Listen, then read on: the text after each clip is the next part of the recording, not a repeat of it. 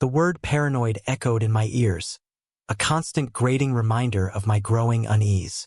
Daisy, my wife of 10 years, tossed the word at me like a verbal dart whenever I questioned her late nights at the office. The hushed phone calls. The new expensive perfume she wore that I certainly hadn't bought her. Each time, I swallowed my suspicion, telling myself I was being foolish. After all, Daisy was the woman I'd built a life with, the woman who promised to grow old with me, the woman who laughed with me over silly inside jokes only we understood. Surely I was just overreacting. But the gut feeling persisted, a gnawing anxiety that tightened its grip on me with each passing day. The late nights became more frequent, the whispers more secretive. My once vibrant, loving wife was now a ghost in our own home, a stranger who occupied the same space but existed in a different world. The breaking point came during our anniversary dinner.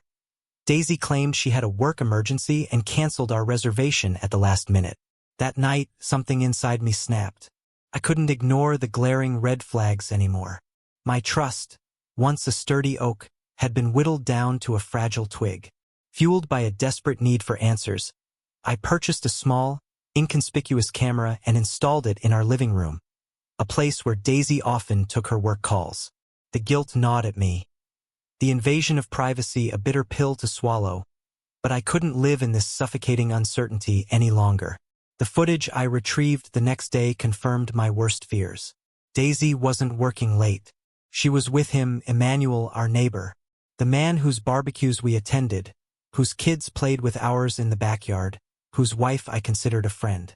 The footage showed them intertwined on our couch, their whispers turning into hushed moans, their stolen kisses of betrayal cutting deeper than any knife. The world tilted on its axis. My stomach churned, a nauseating mix of anger and heartbreak. The images seared themselves into my memory, playing on an endless loop. This wasn't a fleeting affair. This was a full-blown passionate romance happening right under my nose, in my own home. That night, I waited for Daisy. When she walked in, her smile faltered at the sight of me sitting on the couch, the laptop open on the coffee table. The screen displayed a still image from the video. Daisy and Emmanuel locked in an embrace. What is this?" she stammered, her face draining of color. "You tell me, Daisy," I said, my voice dangerously calm. "What is this?" It's not what it looks like," she began, the classic, pathetic excuse hanging in the air between us. "Oh, really?" I asked, pressing play. The video filled the room with the sounds of their illicit encounter. Daisy's eyes widened in horror. She froze, her body rigid as the reality of her betrayal played out before her.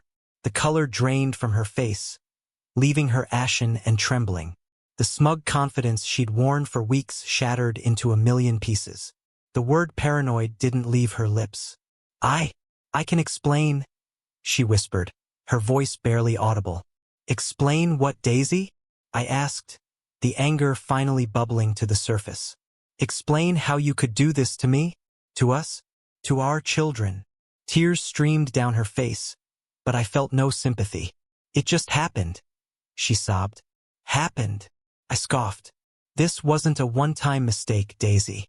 This has been going on for weeks, maybe months, right here in our house."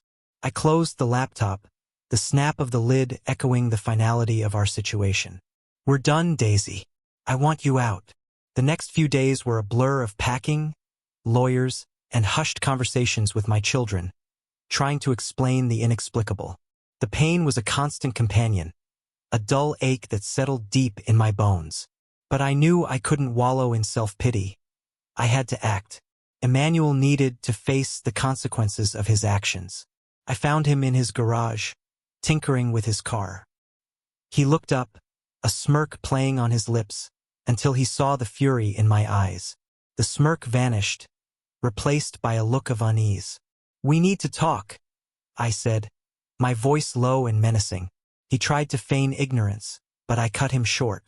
"I know about you and Daisy," I said, my voice dripping with venom. "I have proof." The blood drained from his face. He stammered, trying to form words, but nothing came out. "You're a coward, Emmanuel," I said, my voice rising. You preyed on a vulnerable woman, destroyed a family, and for what? A cheap thrill.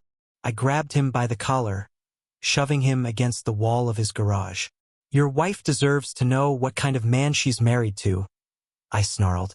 I pulled out my phone and showed him a screenshot of the video. His eyes widened in terror. I left him there, a broken man, knowing his life was about to implode just as much as mine had. News of their affair spread through our quiet suburban community like wildfire. The whispers, the stares, the judgment. It was everything they deserved. Emmanuel's wife filed for divorce.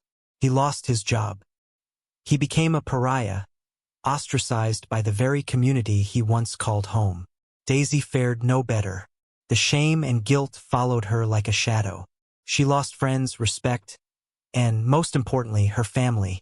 The life she had so carelessly thrown away was gone, replaced by the bitter consequences of her actions. Rebuilding my life was a long, arduous process. The pain lingered, a constant reminder of what I had lost. But with time, the sharp edges of grief began to soften. I focused on my children, pouring all my love and energy into creating a stable, loving home for them. The road to healing was paved with tears, therapy sessions, and countless sleepless nights. But I emerged from the ashes, stronger and more resilient than ever. I learned that trust, once broken, can be painstakingly rebuilt. Not with the same person, but with yourself. I learned the importance of self-worth, of recognizing red flags, and of never settling for less than I deserve. The experience changed me undoubtedly.